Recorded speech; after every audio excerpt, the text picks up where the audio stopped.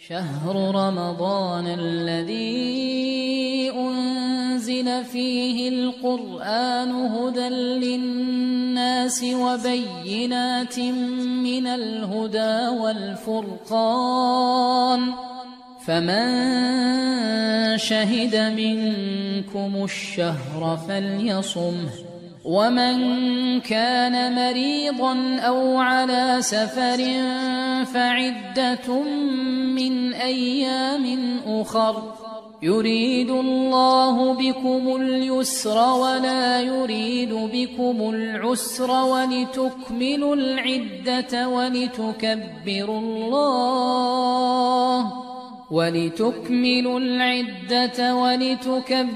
الله على ما هداكم ولعلكم تشكرون. الحمد لله رب العالمين، والصلاة والسلام أتمان الأكملان على سيد الأنبياء والمرسلين نبينا محمد وعلى آله وأصحابه والتابعين ومن اهتدى بهديه واستنى بسنته إلى يوم الدين. أما بعد، السلام عليكم ورحمة الله وبركاته. برادران و خواهران عزیز، الله رب العزت و الجلال را حمد و شکر و ستایش میکنیم که به ما بندگانش فرصت داد و توفیق داد که بار دیگر در باقی مانده از مسائل ماه مبارک رمضان با شما صحبت داشته باشیم. در این حلقه 92 ما در مسئله فطر روزه یا که در مسئله زکات الفطر سخن خواهیم کرد. برادرانم و خواهران عزیزم، بارک الله فیکم، البته این شهر شما شهر مبارک ماه مبارک رمضان عزم رفتن دارد و از این ماه مبارک چندین روزهای به شمور خیلی هم کم مانده است. پس هر کسی که از شما در این ماه مبارک محسن باشد، نیکوکار و عبادتکار باشد، الله را حمد و شکر و ستایش بکند و از الله طلب قبول این عبادتش را بکند. و اما کسانی که از شما در این ماه مبارک رمضان وقت پرقیمت خود را بیهوده گذرانیده اند و در این ماه به اهمیتی کرده اند، به سوی الله توبه کنند، به سوی الله بشتابند و از این کمبودی و تقصیر خود به الله عذرخواهی بکنند. البته عذرخواهی کردن پیش از موت مقبول است، عذرخواهی کردن پیش از مرگ مقبول است، اما بعد از وفات و مرگ فایده و سود ندارد. برادران و خواهران عزیزم، البته الله رب العزت و الجلال برای شما در ختام و نهایت این ماه مبارک رمضان زکات فطر را مشروع قرار داد و دادن زکات فطر را عبادت اعلان کرد.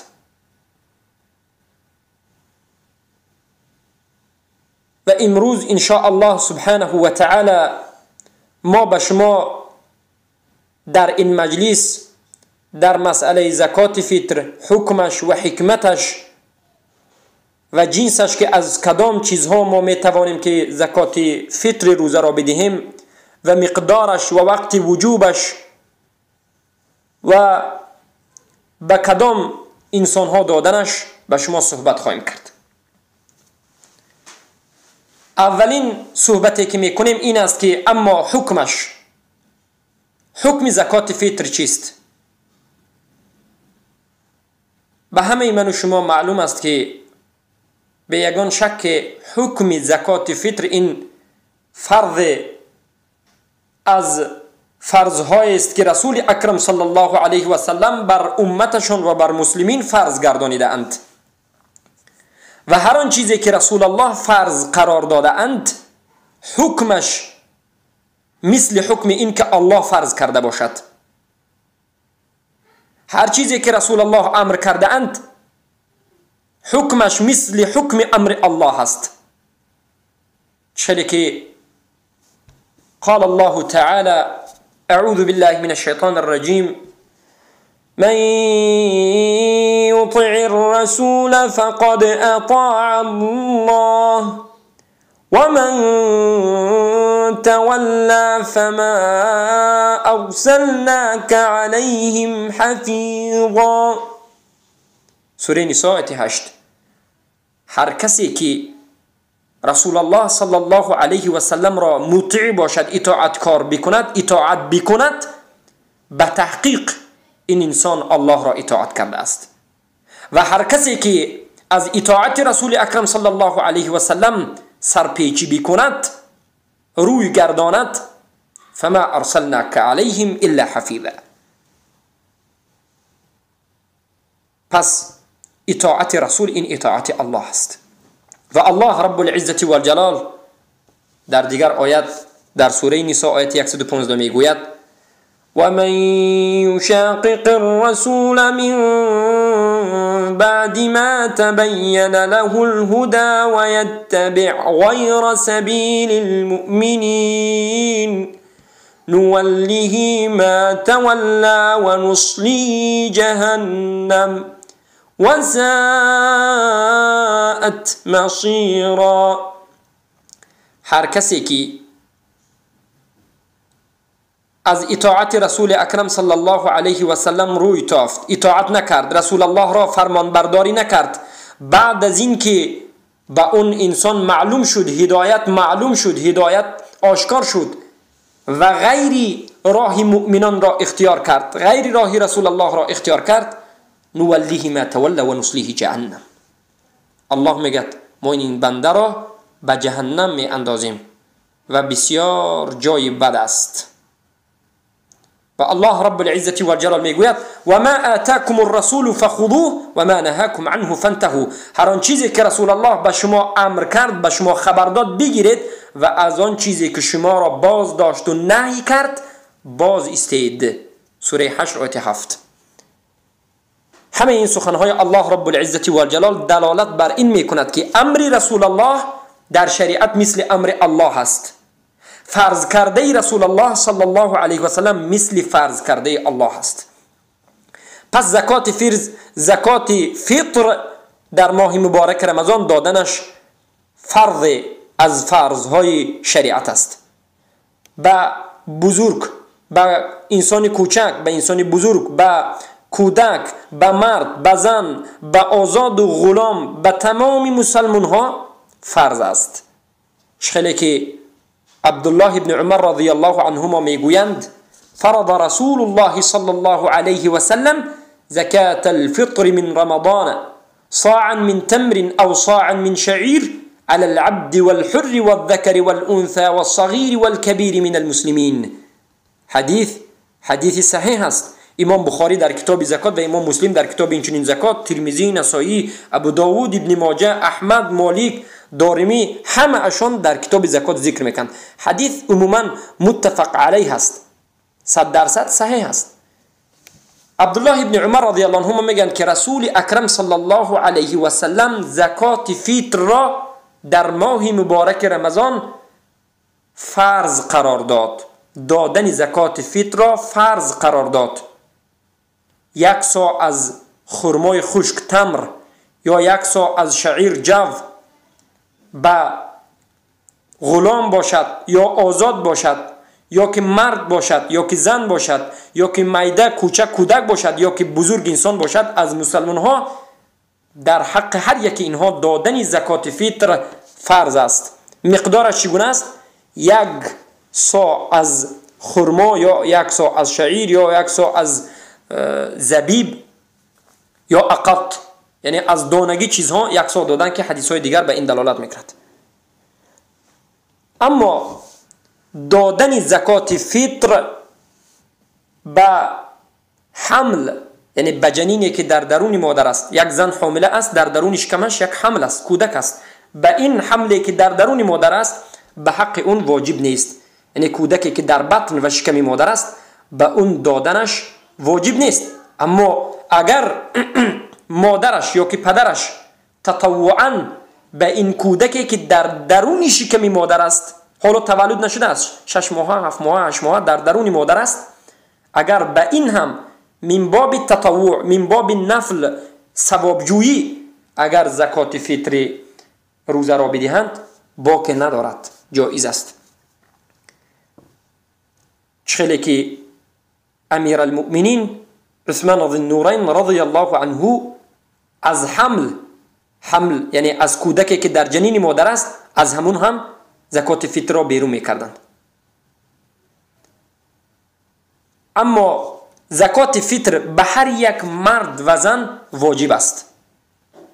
یا به مرد واجب است که به زن خود، به کودکان خود، به فرزندان خود زکات فطر را برآورد و بدهد، یا به یگان خویش و تباری که اون زکات دادن نمیتواند، یعنی زکات فطر قدرت ندارد، طعام ندارد، از بجای اون هم برآوردنش ضرور است. اما کسی که زکات فطر را دادن نمیتواند، مقصد کسی که زکات فطر در نزد اون وجود ندارد، در نزد اون نه یک سا گندم است، نه یک سا چیزی دیگر است، یا پول ندارد که خرد و به دیگر کس دهد، در این حالت اگر خوراکواریش به همون روز عید به شبش نرسد، به این زکات فطر دادن واجب نیست. یعنی به فقیری که خوردن و نوشیدن نه پول دارد که خرد و نه مال دارد که یک سا چیزی بدهد، یک روزیش به اقلا طعامی ندارد، برای این زکات دادن زکات فطری رمضان واجب نیست. اما کسانی که به اونها الله فرصت داده است، مال داده است، این نعمتش را داده است، برآوردن ضرور است. و کسانی که کمتر چیز دارندم اگر یک سا نشود، اگر داشته باشند فقیر است، یک سا ندارد، کمتر دارد، به این هم برآوردنش جایز است. ما البته به شما میگویم که ساع این 2.5 کیلو است. ساع رسول اکرم صلی الله علیه وسلم قدرش 2.5 کیلو، 2.5 کیلو، 2 کیلو و 400 گرم، بعضی از علما 2 کیلو و 300. عموما میگیم از این اختلاف ها، از این شبهه ها بیرون میشیم. 2.5 کیلو اگر شود تقریبا باقی ندارد. یعنی هر یک انسان از نام خودش 2.5 کیلو گندم یا 2.5 کیلو جنو یا 2.5 کیلو خرمای خشک تمر یا 2.5 کیلو از دیگر دانگی چیزها یا 2.5 کیلو دیگر میوه ها دهد جایز است. یا زردالو 2.5 کیلو برای توجیه کن. البته هر یک انسان به قدر و استطاعت خود میبرارد. فاتقوا الله ما استطعتم، از الله بترسید به قدر و استطاعت خود. سوره تغابن آیه 16. و رسول اکرم صلی الله علیه و سلم میگویند اذا امرتكم بامر فاتوا منه ما استطعتم، اگر من شما را به امر کردم به قدر و استطاعت خود این امر را به جا بیاورید، که حدیثی صحیح است. امام بخاری روایت کردند. پس این حکمی زکات فطر بود. حکمی زکات فطر این واجب است، به همه واجب است. اما حکمت از زکات فطر چیست؟ حکمت زکات فطر در کجاست؟ چرا الله رب العزت و الجلال بر روزه‌داران این زکات فطر را فرض قرار داد؟ البته حکمتش خیلی هم ظاهر است. اولا در زکات فطر دادن احسان برای فقیران است و بازداشتن اونها از سوال کردن مردم است، بینیاز کردن اونها از سوال کردن در روز عید است. تا که در روز عید فقیران، مسکین ها، اون کسانی که طعام ندارند اونها هم خرسندی بکنند. در روز عید اگر من و شما به فقیران، به مسکین ها بریم این زکات فطر را دهیم، اونها نیز خرسند می شوند. اونها نیز در این روز از مردم را پرسیدن بی‌نیاز می شوند و اونها نیز این روز را عید خود قرار می دهند. و بای و کمبغل و مسکین و فقیر همه برابر در این روز خرسندی می کنند و این عید به همه عید می گردد. و البته در زکات فطر این یک حکمت دیگر دارد که حکمتش این است که همه را الله رب العزت و الجلال در این روز مساوات برابر قرار داده است و در این روز دوستداری کرم را الله ظاهر کرده است. و اینچنین یکی از دیگر حکمت این زکات فطر این است که انسانی که یک ماه روزه داشت به سبب زکات فطر کمبودی و نقصان روزه خود که در روزه اش اگر باشد نابود و برطرف می سازد. اون کمبودی که در روزه داری وجود دارد، از لغو، از گناه، از بیهودگویی که وجود داشت، به سبب زکات فطر شما این بیهودگی روزه، کمبودی های روزه برطرف و نابود می شد. و البته حکمت دیگرش این است که ظاهر کردن شکر الله رب العزت و الجلال، ظاهر کردن شکر نعمت الله رب العزت و الجلال با تمام کردن ماه مبارک رمضان می باشد. پس هر بنده ای که به این عمل موفق گشته است الله را شکر کند و این شکر را ظاهرا تمام بکند. و از ابن عباس رضی الله عنهما روایت است که قال فرض رسول الله صلى الله عليه وسلم زكاة الفطر طهرة للصائم من اللغو والرفث وطعمة للمساكين فمن أداها قبل الصلاة فهي زكاة مقبولة ومن أداها بعد الصلاة فهي صدقة من الصدقات. حديث صحيح است که در این حدیث ابن عباس رضی الله عنه میگن که رسول اکرم صلی الله علیه و سلم گفتند، یا که ابن عباس میگن که رسول اکرم صلی الله علیه و سلم زکات فطر را فرض قرار داد و این زکات فطر را پاک کردن ماه روزه داشتگی شما از روزه داشته شما از لغو و رفث و بیهوده کرد و این زکات فطر را یک طعام برای مساکین قرار داد. پس هر کسی که پیش از نماز عید این زکات را می پردازد، زکات فطر را پیش از نماز عید به جایش می دهد و می رساند، این مقبول است. و کسی که بعد از نماز عید می پردازد البته این همچون زکات فطر قبول نمی شد اما همچون صدقه قبول می شد. پس این دلالت می کند که زکات را ما پیش از نماز عید بدیم. این روایت را ابو داود در کتاب زکات و ابن ماجه در کتاب زکات ذکر کرده. البته روایت صحیح است. دار قطنی و حاکم رحمت الله علیهم اجمعین این حدیث را، این روایت را و این اثر را صحیح کردند که این حکمت زکات فطری بود. اما از کدام چیز، از کدام جنس از طعام زکات فطر را ما به مردم باید بدهیم؟ در حدیث رسول اکرم صلی الله علیه و سلم آشکارا بیان شده است که واجبیت در فطر زکات، یعنی زکات فطر ماه مبارک رمضان، این طعام آدمیین است، یعنی طعام مردم است، طعامی که انسان باید خورد. از همون چیزی که طعام است زکات فطر را برآوردن جایز است.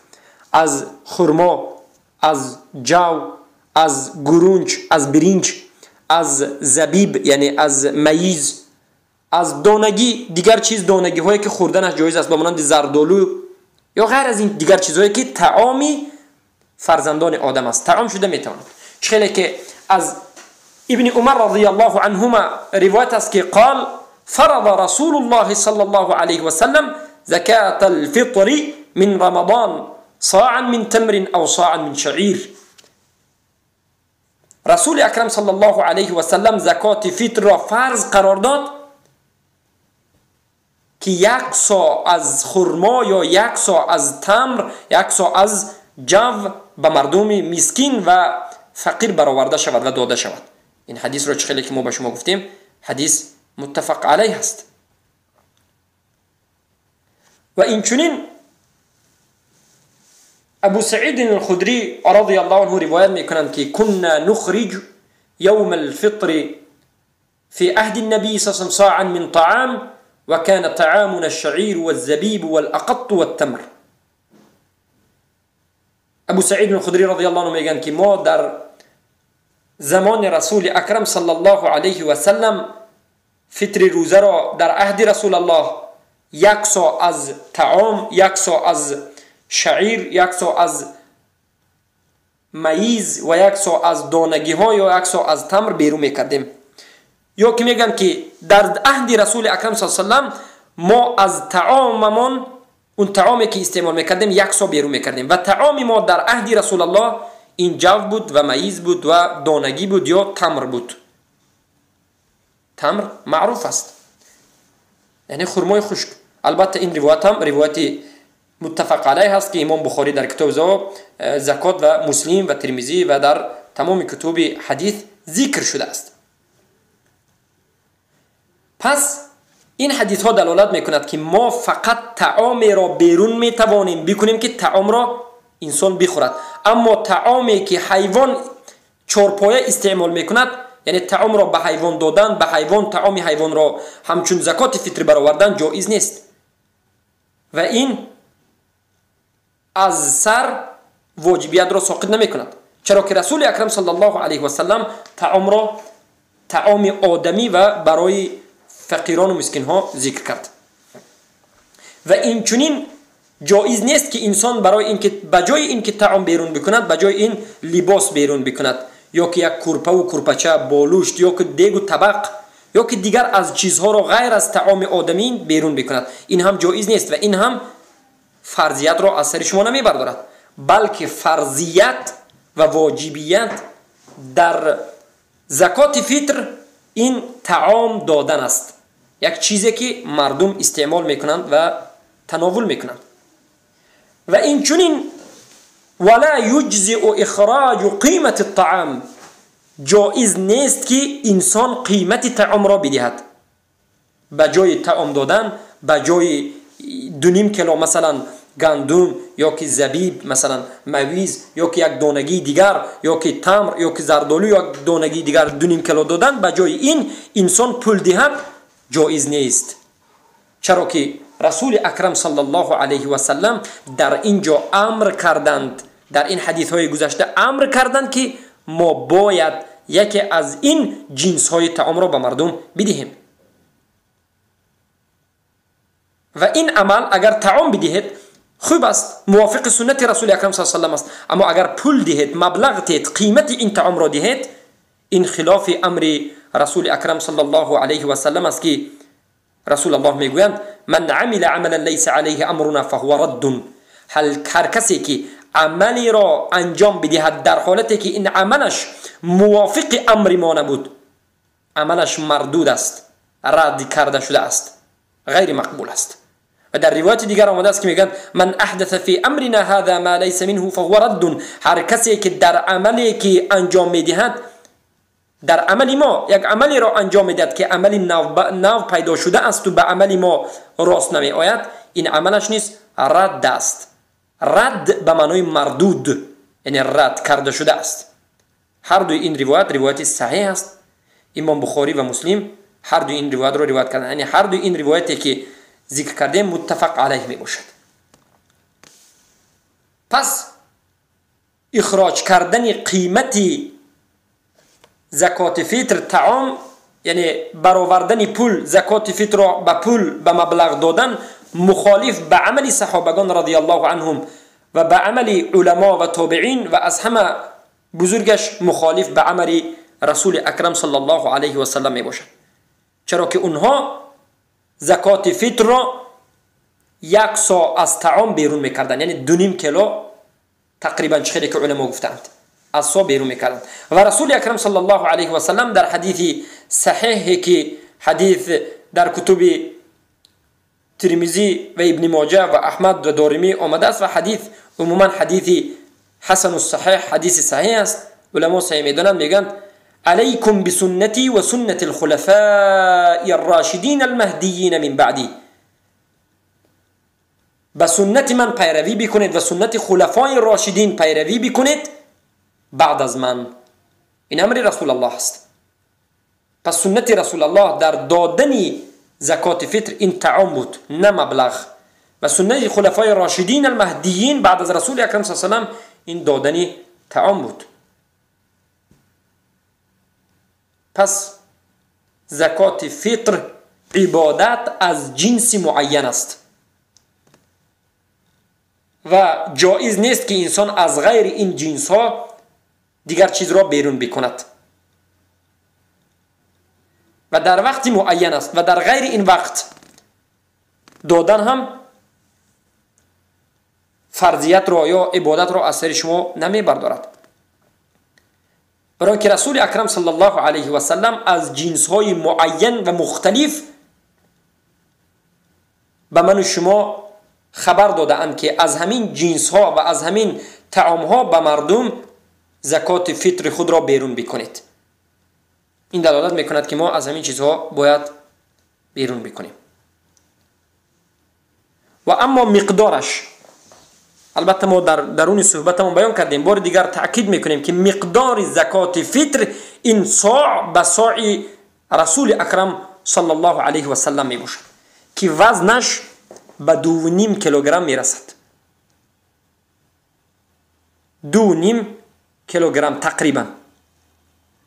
بعضی از علما میگن 2 کیلو و 40 گرم. عموما برطرف کردن تمام اختلاف تا 2.5 کیلو. هر یک کس به سرش 2.5 کیلوگرم از نمود این طعام ها، به خودش 2.5 کیلو، به فرزندش 2.5 کیلو، به زنش 2.5 کیلو، 2.5 کیلو اگر در خانواده 10 کس باشد از این میبرد که 25 کیلوگرم. اما وقتی واجب بودن زکات فطر، این وقتی واجبیت زکات فطر کی است؟ همون وقتی که آفتاب شب عید غروب میکند. آفتاب شب عید کی است؟ شب عید یعنی این شب عید است. فردا سحر در طلوع آفتاب عید می شود. پس پیش از عید، شب عید که فردا عید است، این شب عید است. در شب عید که فطر یعنی کشادن دهان از همون وقت شروع می شود، بسری همه انسان ها دادن زکات فطر واجب می شود. پس هر کسی که به اون دادن زکات فطر از اهل این زکات باشد، در همون حالت یعنی در شب عید به وی دادن زکات فطر واجب می شود. پس هر کسی که پیش از این وقت 2 روز پیش از عید، 1 روز پیش از عید وفات بکند یا پیش از غروبی آخرین روزه پیش از عید اگر وفات بکند، بر وی واجب نیست. البته اگر خویشاوندانش به این مرده زکات فطر را همچون تطوع دهند بهتر است. برای کسانی که در ماه مبارک رمضان وفات کرده اند، فوتیده اند، ولی اونها، خویش و اقربا و فرزند یا پدر اونها اگر از نام اون زکات فطر دهند جایز است، اما واجب نیست. خوب است اما واجب نیست. اما کسی که در آخرین ماه مبارک رمضان بعد از دهان را کشادن وفات کرد که فردا عید است، این همون شب عید وفات کرد، به اون واجب است باید خویشاوندانش ولی این مرده فطر روزه این مرده را از نام مرده بدهد. یا که یک نو تولد شده در ماه مبارک رمضان تولد شد، به اون زکات فطر را دادن واجب است. یا پیش از غروبی آفتاب تولد شد، به اون هم واجب است. اما اگر بعد از غروب تولد شده باشد پیش از نماز عید، به اون تطوعا من باب نفل دادنش جایز است و خوب است. پس این دلالت میکند که زکات فطر وجوبیتش مؤکد است، یعنی فرضیتش و وجوبیتش خیلی هم ضرور است، یعنی سخت است. اما کدام وقت برای دادن زکات فطر بهترین وقت است، افضل ترین وقت است؟ افضل ترین وقت برای دفع و برای دادن زکات فطر ماه مبارک رمضان این صباح سحری عید می باشد، پیش از نماز عید. پیش از نماز عید، در صباح روز عید، پیش از نماز عید اگر زکات فطر را پردازید این بهترین وقت است و افضل ترین وقت است. چخیلی که ابی سعید الخدری رضی الله عنه میگویند قال كنا نخرج في عهد النبي يوم الفطر صاعا من طعام. ابو سعید میگویند که ما در عهد رسول اکرم صلی الله علیه و سلم را، در عهد رسول اکرم صلی الله علیه و سلم زکات فطر را یک صاع از طعام پیش از نماز عید می برآوردیم و می پرداختیم. چخیلی که این حدیثی صحیح است. و از ابن عمر رضی الله عنهما روایت است که ان النبی صلی الله علیه و سلم امر بزکات الفطر ان تؤدي قبل خروج الناس الى الصلاه. رسول اکرم صلی الله علیه و سلم امر کردند که زکات فطر پرداخت کرده شود پیش از این که مردم به نماز شروع میکنند یا میبرایند. و برای همین است که افضل ترین وقتش این است که تا وقت نماز شما تأخیر کنید. در روز عید فطر شما تا وقت نماز پردازید. پیش از نماز، حتما پیش از نماز افضل است. اما بعد از نماز اگر تأخیر کنید این همچون زکات فطر قبول نمی شود. آخرین وقت این پیش از نماز است. آخرین وقت این پیش از نماز است. بعد از اینکه نماز شروع می شود دیگر حق زکات فطر را همچون زکات فطر پرداختن ندارید. و اما وقت جایزیش کی است؟ کدام وقت به ما پرداختنش جایز است؟ افضل نیست، واجب هم نیست، اما جایز است. این وقت جایز بودنش پیش از نماز عید، یک روز یا دو روز پیش از نماز عید جایز است. چنانکه که از نافع و از ابن عمر روایت است که میگویند یعطی عن الصغیر والکبیر حتی ان کان یعطی عن النبی صلی الله علیه وسلم عن بنیه و کان یعطی الذی يقبلونها وكانوا يعطون قبل الفطر بيوم او يومين. ابن عمر رضی الله عنه از کودکانیز، از بزرگانیز چی میکردند؟ زکات فطر را میدادند و این زکات فطر را به کسانی که زکات فطر را قبول میکنند به اونها میدادند. و محل شاهد اینجاست که ابن عمر رضی الله عنه و بعضی از دیگر صحابگان زکات فطر را پیش از نماز عید 2 روز یا 3 روز پیش از روز عید زکات فطر را میدن، یعنی 27 28 29 یا که 28 و 29 ماه مبارک رمضان اگر زکات فطر را پردازید پیشتر این جایز است و محلی جواز است. پس ما در اینجا به شما 3 وقت را گفتیم.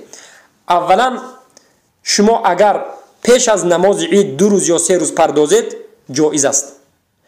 وقتی که نماز شب عید می شود، غروب اخرگی روز ماه مبارک رمضان می شود، در اون وقت واجب می شود و بهترین وقتش پیش از نماز عید است، یعنی در روز عید، در پگاه روزی صبح عید پیش از نماز عید. اما ولا يجوز تأخيرها عن صلاة العید، تأخیر کردن پرداخت زکات فطر بعد از نماز عید این جایز نیست. تأخیر کردن، دیر کردن، حتی اینکه بعد از نماز فطر پرداختن، بعد از نماز عید فطر پرداختن این جایز نیست. هر کسی که زکات فطر را بعد از نماز عید میخواهد که به یگان عذر پردازد این قبول نیست، چرا که این مخالف امر رسول اکرم صلی الله علیه و سلم است، خیلی که ما پیشتر به شما در حدیث ابن عباس و دیگر حدیث ها بیان کردیم.